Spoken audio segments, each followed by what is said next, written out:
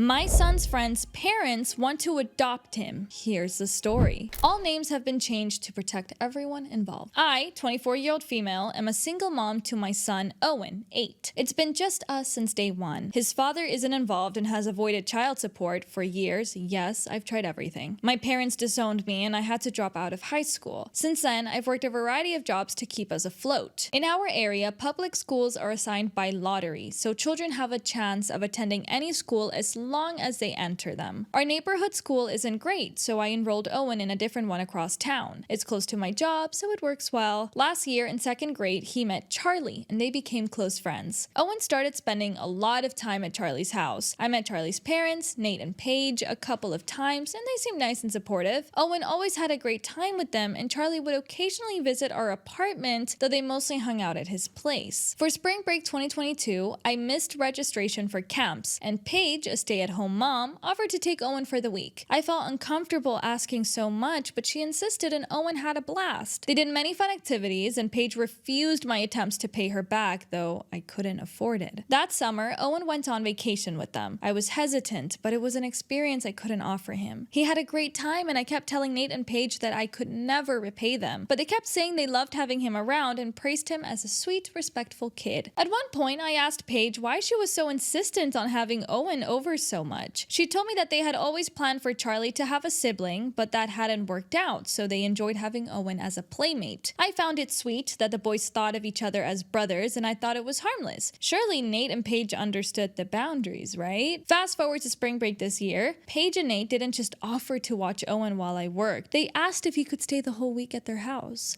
I agreed because it meant I could work extra hours and save for the bike Owen wanted. When I picked him up, Nate and Paige asked to talk to me. They expressed how much they loved Owen and how much joy he brought them. Paige suggested that Owen stay longer, but I reminded them that Easter and school were coming up. Then Nate suggested that Owen stay with them long term. I thought they were joking, so I laughed and asked, like you'd be his guardians or something? They became serious. And that's when I realized the gravity of the situation. They mentioned some legal talk about assigning them guardianship and helping transition Owen into their care. They kept emphasizing what was best for him. I immediately said there was no way I would give up my son. I grabbed Owen and left, blocking their numbers. Owen had no idea what's going on.